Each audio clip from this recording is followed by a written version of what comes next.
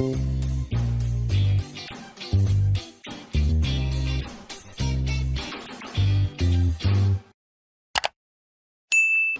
நான் தான் உங்கள் chef Dheena. Welcome back to chef Dheena's kitchen. இன்றைக்கி நம்ம எங்கே வந்ததுன்னா பொள்ளாச்சி பக்கத்தில் இருக்க சுங்கம் சொல்லி ஒரு இடத்துக்கு வந்திருக்கோம். ஆனால் பொள்ளாச்சி ஒரு அழகான ஊர் இல்லை? கண்டிப்பாக அழகு. நாங்கள் இங்கே பிறந்ததுக்கே கொடுத்து வச்சுருக்கோம்.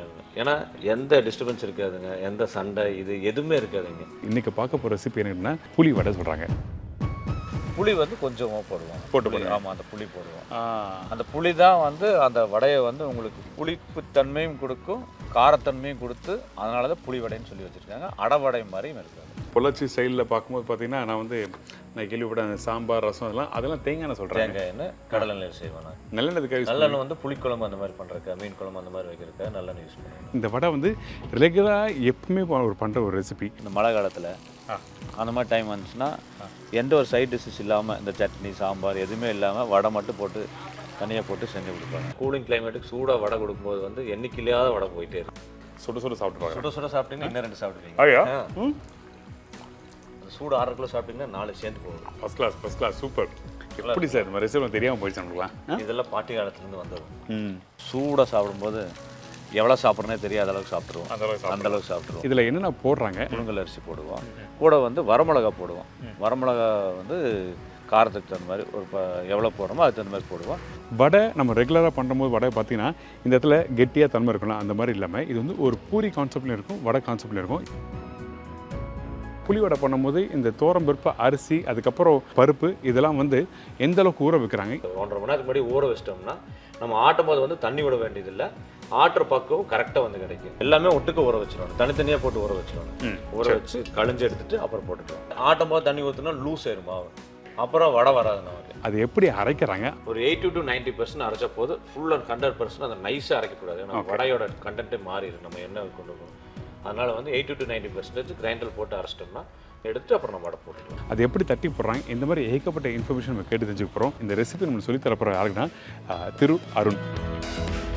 இவரை பற்றி உங்களுக்கு எல்லாருக்குமே தெரியும். இவங்க வந்து ரெஸ்டாரண்ட் ஆரம்பித்தாங்க.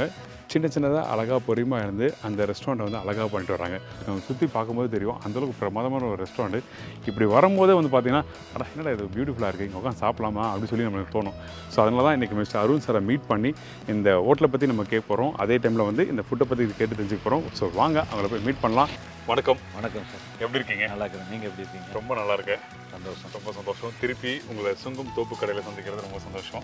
இப்போ மக்கள் இந்த மாதிரி ரெசிபி தேடி வரானா எங்கே வந்தால் கரெக்டாக இருக்கும்? சுங்கம் தோப்பு கடை வந்து பொள்ளாச்சியிலிருந்து நீங்கள் வந்து வால்பாறை போகிற ரோட்டில் நாலமலை சுங்கம் சொல்லி ஒரு ஜங்ஷன் வரும். இந்த ஜங்ஷன்லேருந்து லெஃப்ட் கட் பண்ணுங்க, 1/2 கிலோமீட்டரில் ரைட் சைடில் இருக்கும். ஆனால் இந்த மாதிரி நல்ல ஒரு சூப்பரான அட்மாஸ்பியர் பார்த்தீங்கன்னா எங்கேனா கிடைக்குமோ தெரியல. நான் வால்பாறைக்கு போயிட்டு வரும்போது ஒரு பியூட்டிஃபுல்லான ஏரியா பார்த்துட்டு வரும்போது பசிக்கு வரும்போது ஒரு திருப்தியாக உட்காந்து சாப்பிட்ற இடமா இருந்தது. கண்டிப்பாக இல்லை, அது அதனால தான் இப்படி பண்ணேன். ஏன்னா உங்களுக்கு வந்து இங்கே வந்தாங்கன்னா வந்து குடில் இருக்குது, வேறு மாதிரி டிஷ்ஷஸ் இருக்கும் அப்படின்னு நினச்சிட்டு வருவாங்க. ஆனால் நான் ஸ்டார் ஹோட்டலில் கொடுக்குற என்ன டிஷ்ஷோ இங்கே வந்து நம்ம வந்து தோப்புக்குள்ள உட்காந்து சாப்பிட்ற ஃபீல் வேணுங்கிறதுக்காக தான் இந்த மாதிரி இந்த கான்செப்டில் ஆரம்பிக்கலாம்.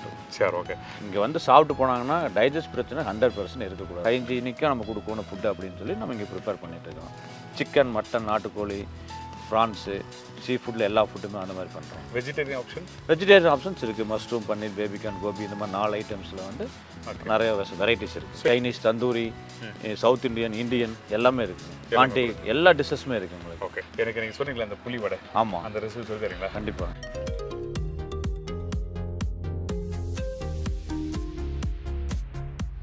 ஸோ இப்போ இந்த ரெசிபிக்கு தேவையான பொருட்கள் என்ன சொல்கிறீங்களா?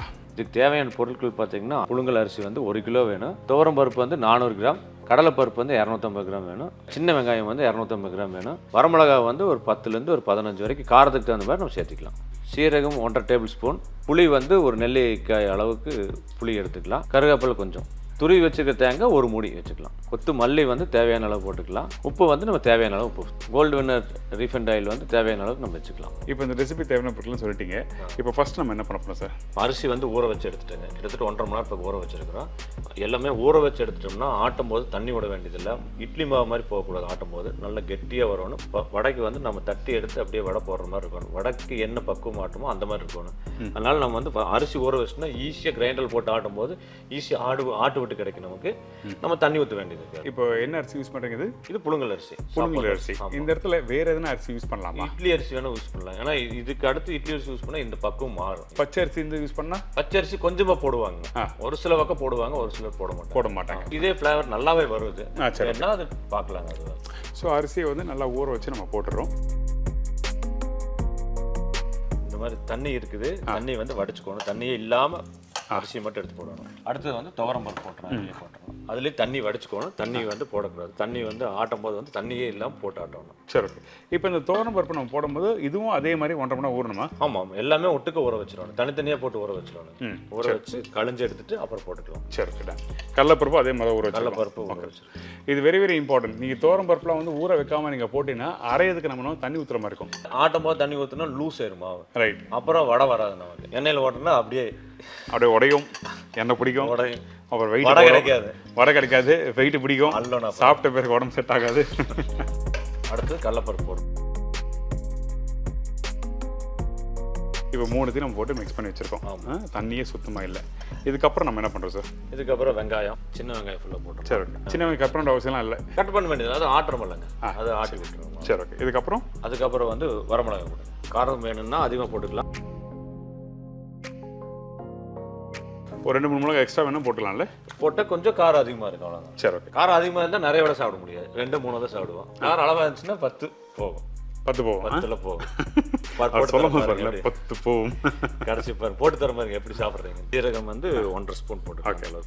இதுக்கப்புறம் வந்து புளி போட்டுக்கலாம். புளி வந்து சும்மா இந்த சைஸ்ல இருந்தால் போதும். சின்னதாக ஒரு நெல்லிக்காய் அளவு. நெல்லிக்காய் இல்லை ஒரு சின்ன லெமன் சைஸ்ல இருந்து சின்ன லெமன். ரொம்ப புளி போடுறது, ஏன்னா ரொம்ப புளிப்புத்தன்மை ஏறிடுது. அதனால புளி அளவாக போட்டுக்கலாம். கருவேப்பிலை போட்டுக்கலாம். ஓகே.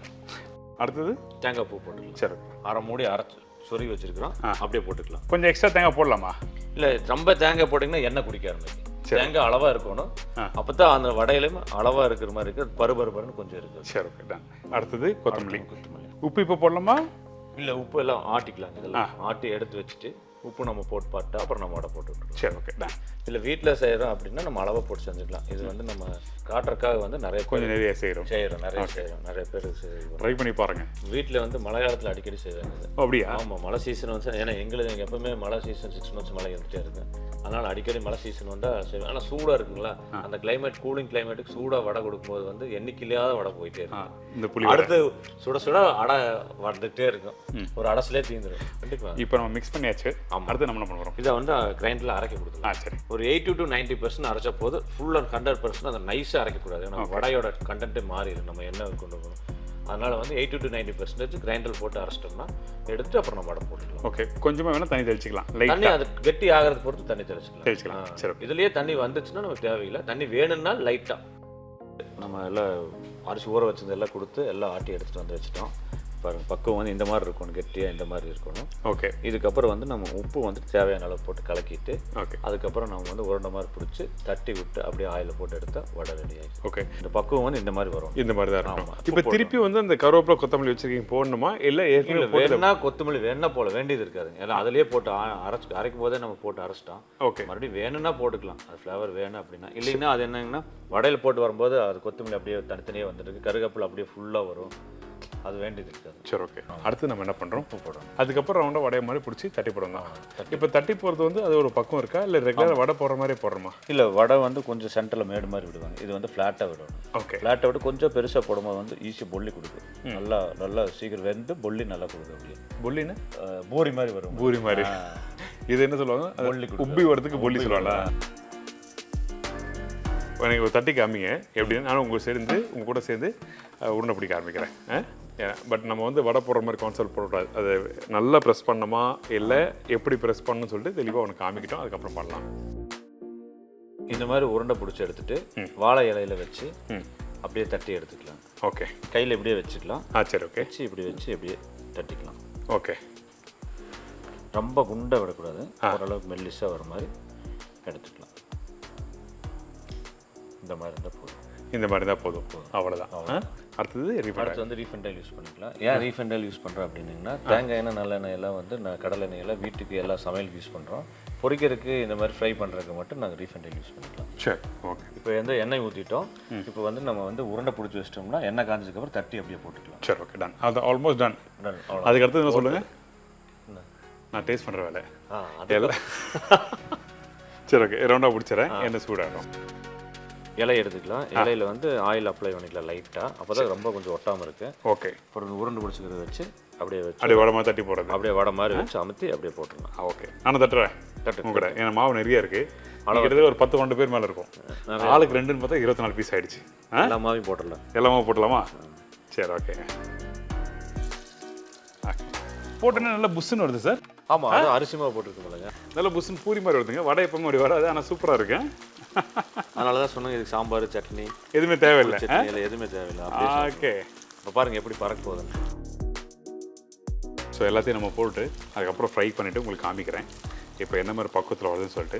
இதெல்லாம் ரொம்ப ஈஸி ரெசிபி தான், ஆனால் நம்ம வீட்டில் அன்றாட யூஸ் பண்ணுற ஒரு பொருள் தான். இது இதோட சேர்ந்தால் நல்லாயிருக்கும், இது இதோட சேர்ந்தால் நல்லா இருக்காது அப்படின்னு சொல்லி ஒரு விஷயம் தெரிஞ்சிச்சுன்னா ரொம்ப நல்லாயிருக்கும். ஸோ அதனால தான் இன்றைக்கி வந்து இந்த புளிப்போட இதுக்கு நான் பண்ணதில்லை. ஃபஸ்ட் டைம் வந்து உங்க கூட சேர்ந்து நான் இந்த ரெசிபி பண்ணுறேன். ஏரியாவில் ரெகுலர் டிஷ். ரெகுலர் நீங்கள் போனீங்கன்னா நீங்களே ரெகுலர் பண்ணிக்குவீங்க. பண்ணிடலாம். சரி, போர் அடிச்சிச்சுன்னா வடை அப்படியே அரிசி ஊற வச்சு போட்டு எடுத்து அப்படியே எடுத்து போட்டுருவீங்க. ஓகே, இது எப்படி பண்டிகை டைமில் தான் பண்ணுவீங்களா? இல்லைங்க, இது வந்து கெஸ்ட் யாராச்சும் வந்துட்டாங்கன்னா இன்ஸ்டன்ட் மாதிரி. இன்ஸ்டன்ட். இப்போ இந்த தீபாவளி பொங்கல் அந்த டைம்லாம் அந்த டைம்ல இந்த மாதிரி பண்ண மாட்டாங்க. இது ரெகுலராக டெய்லி வந்து ரெகுலர் டிஷ்ஷஸ் தானே. சரி, ஓகே. நான் பார்த்தீங்களா எப்படி இருக்கு பார்த்தீங்களா? நல்லா புசு புசு புசு சூப்பராக இருக்கு. பொல்லி வந்துருக்கு பார்த்தீங்களா? பொல்லி வந்துருக்கு. இங்கே பாருங்க, அது உடைச்சிங்கன்னா உள்ளுக்குள்ள வந்து அப்படியே ஆவி மாதிரி வரும். அப்பா இப்போ சூடாக இருக்கு. இப்படி உடைக்க தெரியல, சூடாக இருக்கு, பயங்கர சூடாக இருக்குங்க. ஓகே, நான் பிடிச்சிடுறேன். உடைச்சலாமா? அப்பா பயங்கர ஆவி வருதுங்க. உள்ள வந்து அப்படியே புகை அப்படியே வரும். இட்லி சட்டில இட்லி ஆவி வர மாதிரி இதுல வருது. ஸ்டீம் மாதிரி வரும். அது மட்டும் பாருங்களேன், நல்லா புஷ்ஷுன்னு இருக்கு பாருங்க. உள்ள பாருங்க, ரவுண்டா இருக்கு. அந்த லேயர் மட்டும் தான் நல்லா திக்கா இருக்கு. ஸோ இந்த மாதிரி பக்குவத்தில் நம்ம ரெடி பண்ணிடுறோம். இது வெரி வெரி இம்பார்ட்டன்ட். இதை நல்லா புரிஞ்சுக்குங்க. சாப்பிட்டு போகலாமா? கண்டிப்பாக சாப்பிட்டு பாருங்க. சுட சாப்பிட்டு பாருங்க. சுட சாப்பிட்டீங்கன்னா இன்னும் 2 சாப்பிடுவீங்க. ஐயா,